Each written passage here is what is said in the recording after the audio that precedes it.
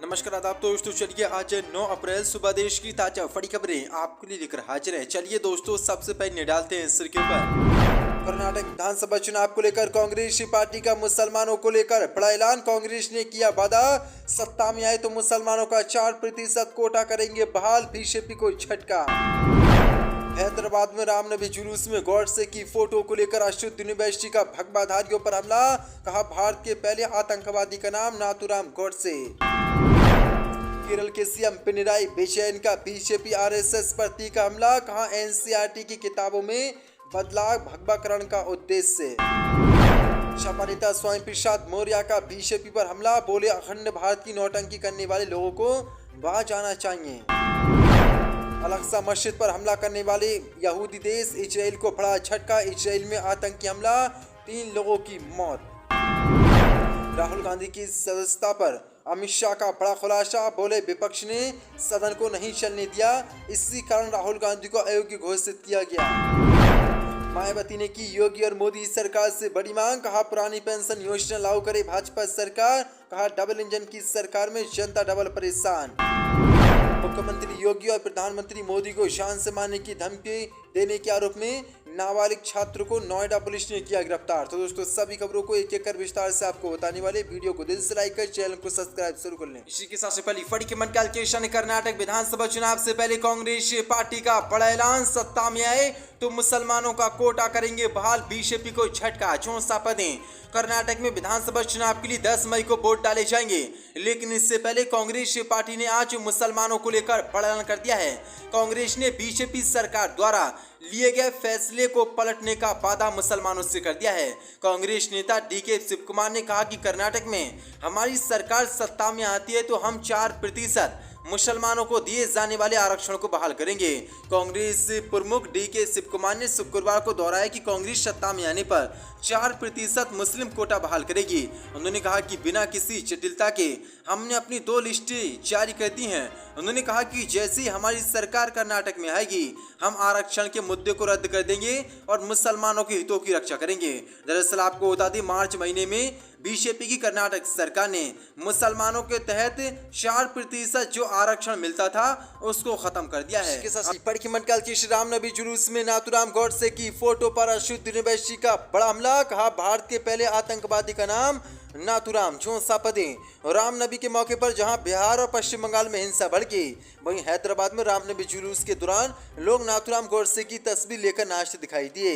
अब इसी मामले को लेकर एआईएमआईएम चीफ अशुद्ध यूनिवर्सिटी ने इन भगवाधारियों पर जोरदार हमला बोला है। अशुद्ध यूनिवर्सिटी ने कहा कि नाथुराम गॉडसे भारत का पहला आतंकवादी था और ये कौन लोग हैं जो महात्मा गांधी के हत्यारे की फोटो लेकर नाच रहे हैं। ओवैसी ने कहा कि अगर कोई ओसामा बिन लादेन की फोटो लेकर ऐसा करता तो कहा जाता कि मजलिस की वजह से हैदराबाद आतंकवादियों का अड्डा बन गया है और पुलिस से घर का दरवाजा तोड़ देती।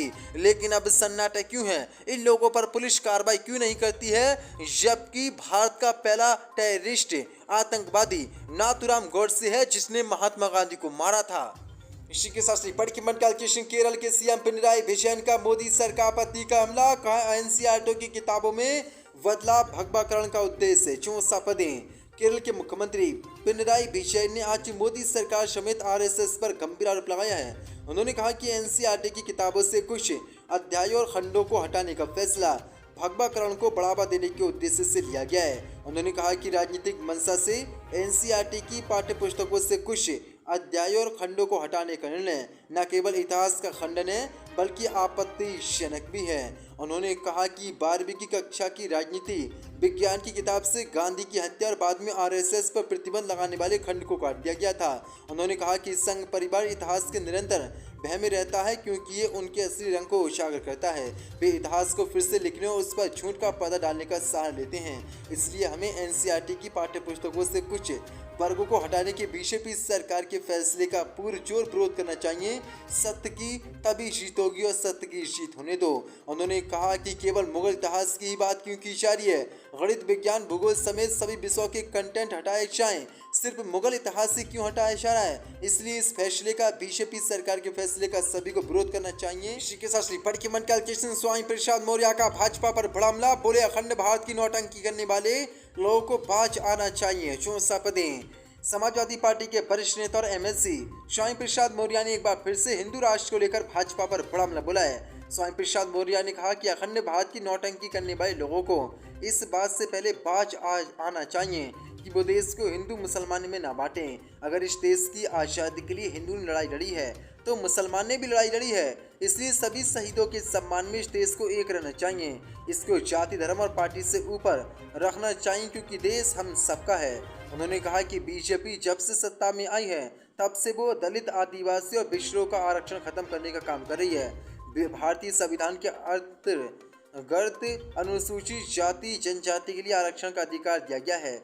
पिछड़े वर्गों को भी चिन्हित कर सामाजिक शैक्षिक पिछड़ेपन के आधार पर आरक्षण का अधिकार दिया गया है। लेकिन जब से बीजेपी सरकार में आई है तब से इन सब का आरक्षण एक एक करके खत्म कर रही है। बीजेपी इन्हें शून्य तक पहुंचाने का प्रयास में लगी है। उन्होंने कहा कि जब लोगों का वोट लेना होता है तब यही दलित, आदिवासी, पिछड़े हिंदू हो जाते हैं और जब ये सत्ता में बैठ जाते हैं तब यही लोग दुश्मन बन जाते हैं। अगर वो सही मायने में इन्हें हिंदू मानते हैं तो इनके आरक्षण पर डकैती नहीं पड़ती। दलितों, आदिवासी और पिछड़ों को सावधान रहने की जरूरत है। भारतीय जनता पार्टी दुश्मन नंबर 1 है जो हमारे आरक्षण को खा रही है, अजगर की तरह निगल रही है।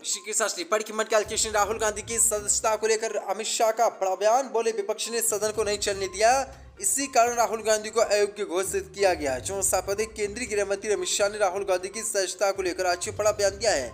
अमित शाह ने कहा कि आजादी के इतिहास में कभी नहीं हुआ कि देश के बजट शस्त्र में चर्चा करे बिना संसद समाप्त हुई हो, लेकिन विपक्ष के नेताओं ने सदन को चलने नहीं दिया।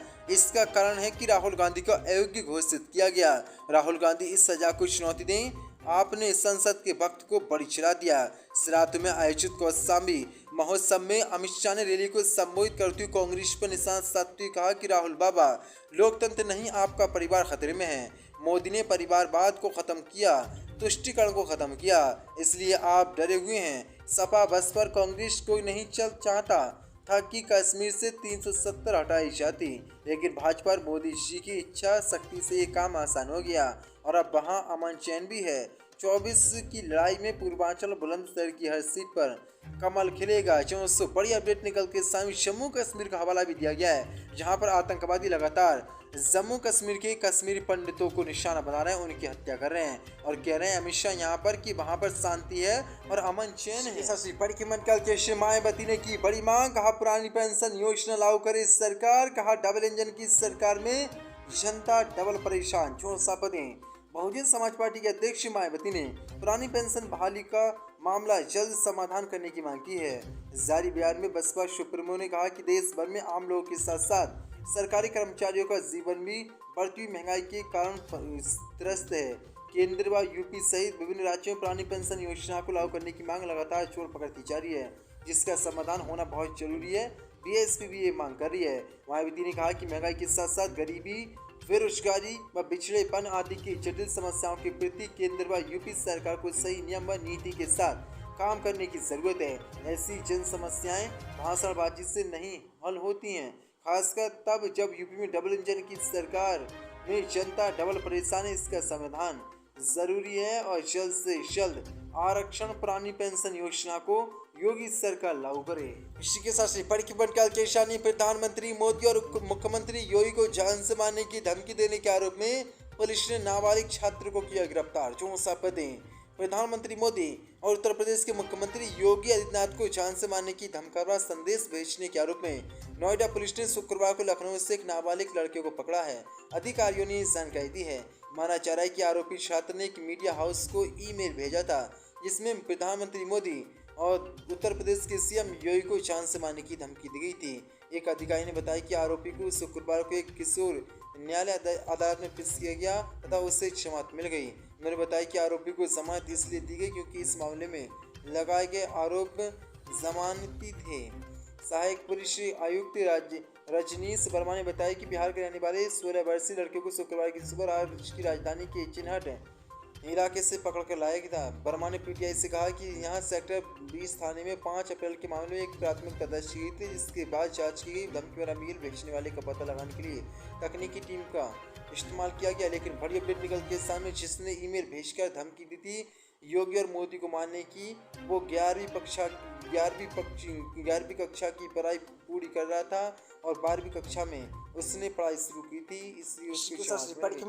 अलेक्सा मस्जिद पर हमला करने वाले देश। इजराइल की राजधानी तेल अवीव में आतंकी हमला, गोलाबारी में 3 लोगों की मौत, 64 फतें।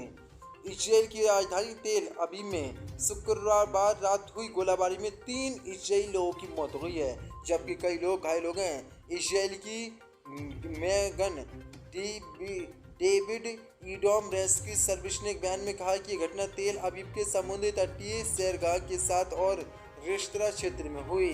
समाचार एजेंसी सीएनएन ने बचाव सेवा के बयान